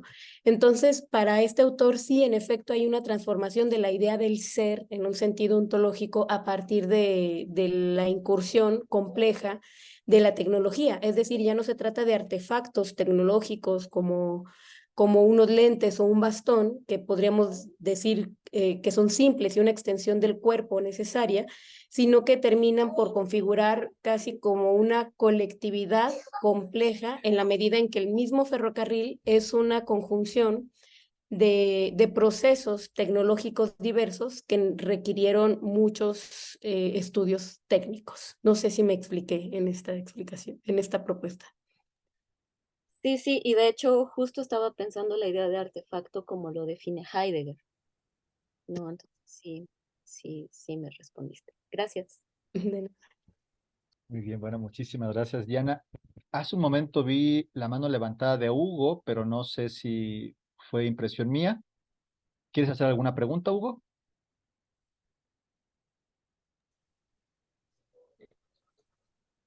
No sé si me escuchen. Sí, adelante. Sí.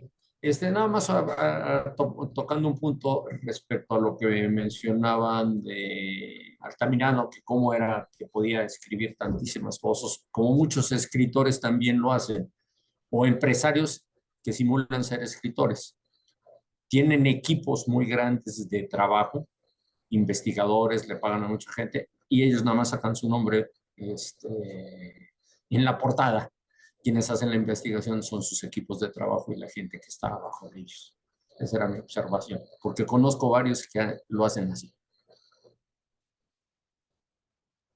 Creo que Edith quiere comentar algo. No sé si el micrófono está apagado.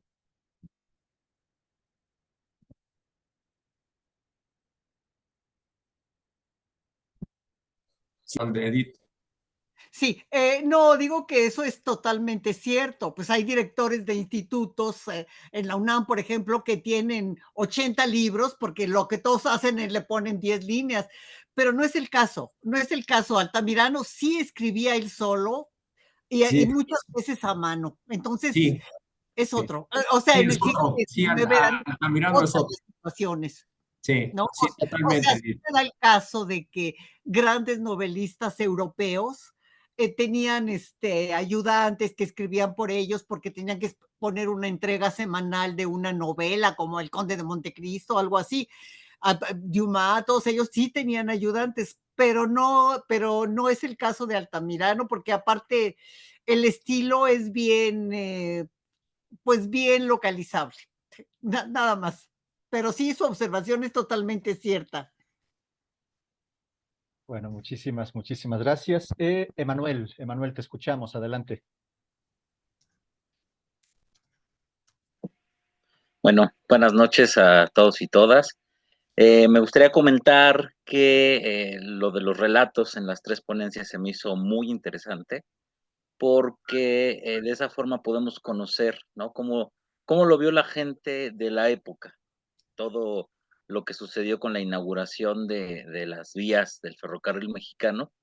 Me parece un punto de vista muy, bueno, vuelvo a repetirlo, ¿no? Muy interesante, ya que es de la gente de la época, ¿no? Nosotros ahorita, desde el punto de vista histórico, lo vemos ya en nuestro contexto, pero imaginárselo, cómo sucedió en esa época y la maravilla, ¿no? Que representó para los pobladores, para los periodistas, para los ilustradores, todo lo que fue el advenimiento, ¿no? De esta nueva tecnología.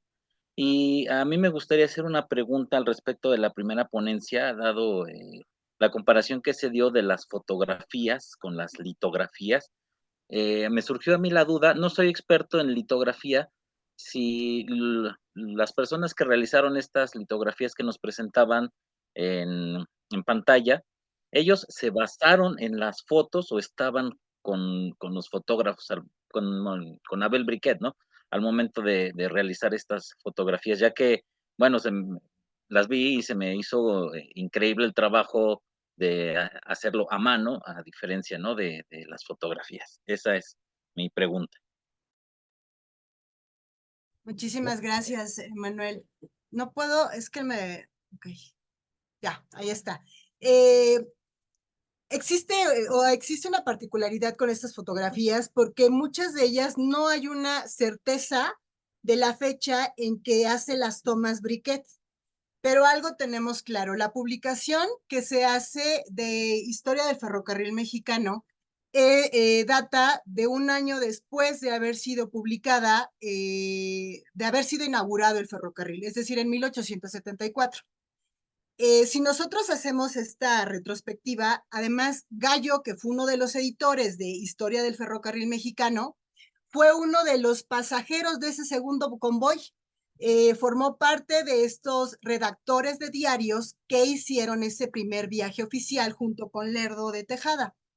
Entonces la referencia estaría en que las fotografías fueron referente para elaborar las litografías que encontramos en Historia del Ferrocarril Mexicano. Porque Abel Briquet, al estar comisionado por la compañía limitada de ferrocarril, pues él va a estar entre 1872 y 1873 tomando esas fotografías. Y entonces un año después sale la publicación de Historia del Ferrocarril Mexicano con litografías que están, estas vinculaciones que hacían, ¿no? Que son directamente, pues sí, la fuente, las fotografías de Briquet para las litografías.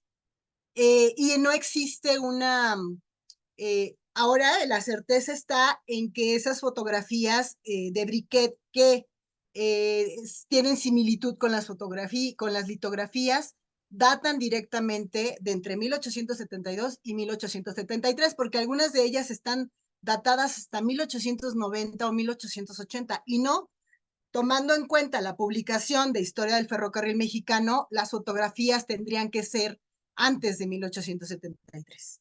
Entonces sí fueron el referente directo, ¿no? que tuvieron los litógrafos. Muchísimas gracias y muy buena presentación. Gracias. Gracias, Emanuel. Veo que Diana tiene la mano levantada. Adelante, Diana. Sí, gracias. Aprovechando la pregunta de Manuel también para Marisela, justo con respecto a las litografías, perdón, de las fotografías y al traslado a la fotografía, a la litografía, siempre he tenido la duda sobre por qué se hacía este mecanismo. A partir de las lecturas que yo he hecho y un poco de los estudios sobre las ideas estéticas de la época, creo llegar a la hipótesis de que era una cuestión de poca legitimidad que tenía la fotografía como representación artística. Entonces, si se trasladaba a una litografía, aún así fuera casi un calco, como las que nos mostraste, pues tendría entonces la legitimidad artística para poder representarse como arte dentro de un artefacto bibliográfico que se pensaba a sí mismo como arte, ¿no? Como un dispositivo artístico. Sin embargo, este traslado lo he visto en muchos aspectos, no solamente con respecto al ferrocarril, sino, por ejemplo, también en las máscaras de la revista Moderna, que estaban fundadas más bien las máscaras estaban basadas en fotografías, pero una vez que se trasladan al Aguafuerte, se firman como con la firma de Julio Ruelas y parecen adquirir un carácter o un matiz más artístico, ¿no? Aún así sea un traslado tal cual. Entonces, bueno, mi pregunta va un poco por ahí. ¿Es en efecto esto o hay algún otro factor que esté propiciando este traslado de fotografía a litografía, cromolitografía, etcétera? Muy bien, Diana. Sí, ahí habríamos o tendríamos que contextualizar, ¿no? Estamos en 1874, momento también de la primera exposición de impresionistas. ¿Y qué buscaba el impresionismo? Sino captar la naturaleza tal cual, ese instante, ese momento. El propio Nadar lo refiere, que es este fotógrafo francés destacado, porque además es de los innovadores en cuanto a la fotografía aérea, porque se sube a globos aerostáticos, se hace unas tomas de París, ¿no? Desde los años 50, después en los años 60, vuelve a mostrar otras fotografías. Entonces la inquietud, y el propio Nadar lo refiere en el año 1900, la fotografía debe de considerarse como una obra artística, por la luz al momento de hacer la captura de la toma, ¿no? Del propio objeto, y dentro de ella, inclusive hasta la propia psicología tendría que considerarse. Por tanto, la fotografía sí alcanza este grado de obra plástica o de obra artística, pero también tenemos que contextualizarlo con la intención de esos momentos, captar la naturaleza en su instante, ¿no? En su momento, y proyectarla. Y la fotografía se convirtió en un referente. ¿Podrías apagar tu micrófono, Hugo, por favor?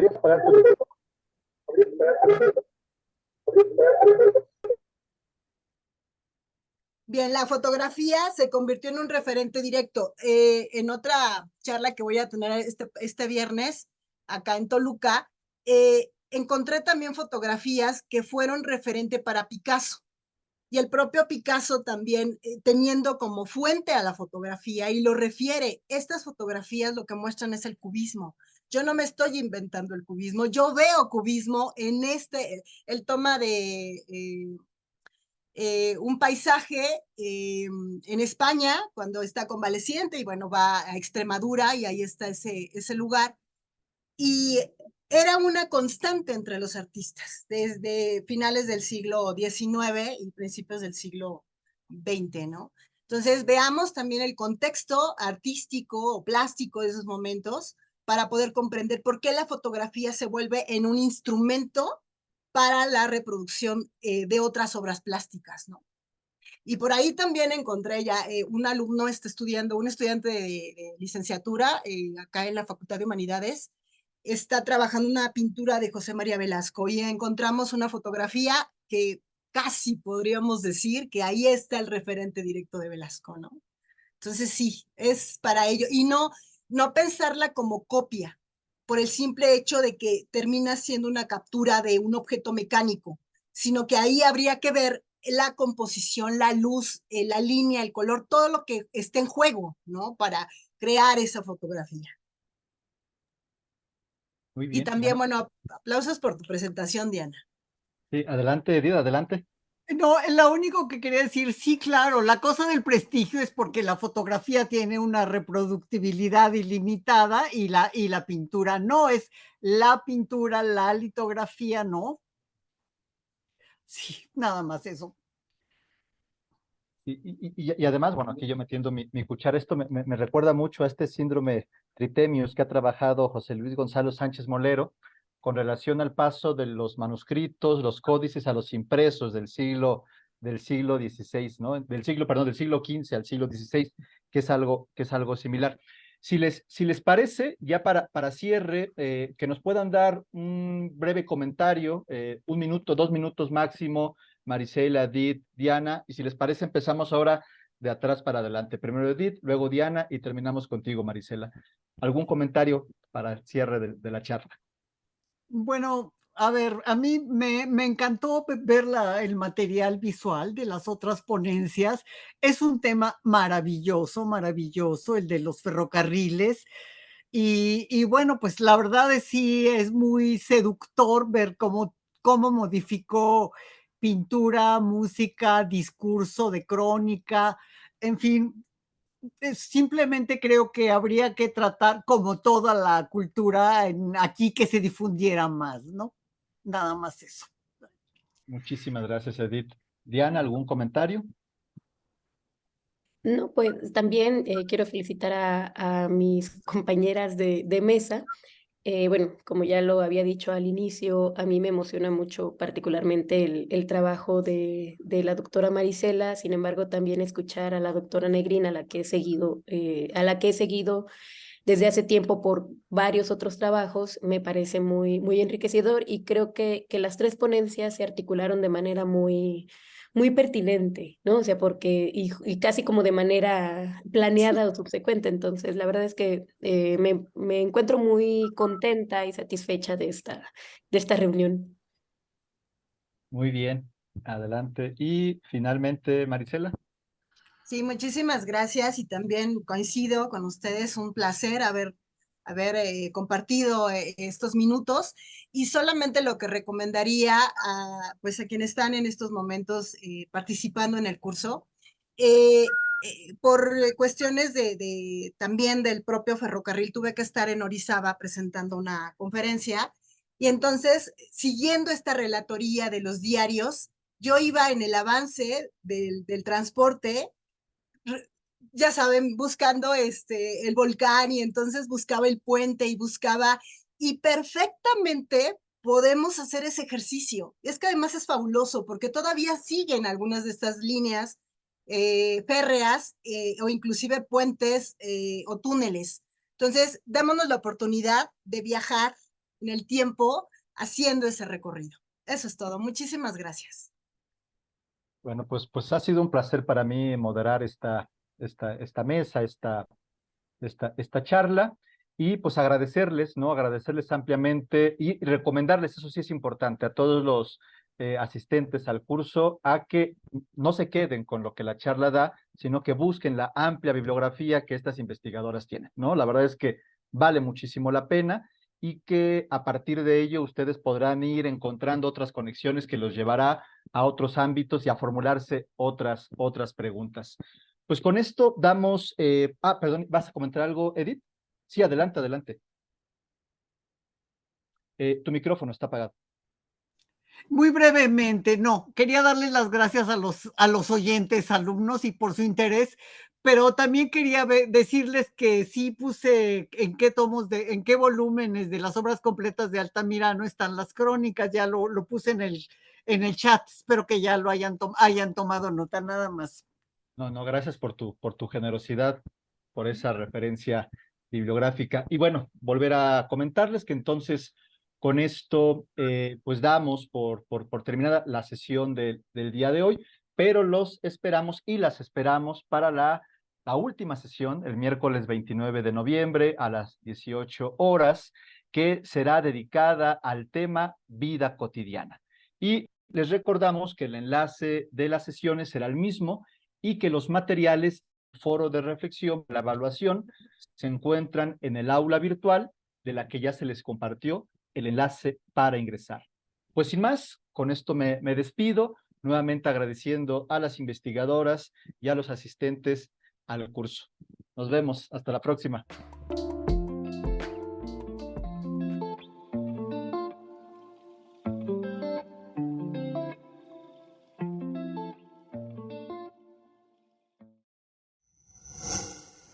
Gobierno de México.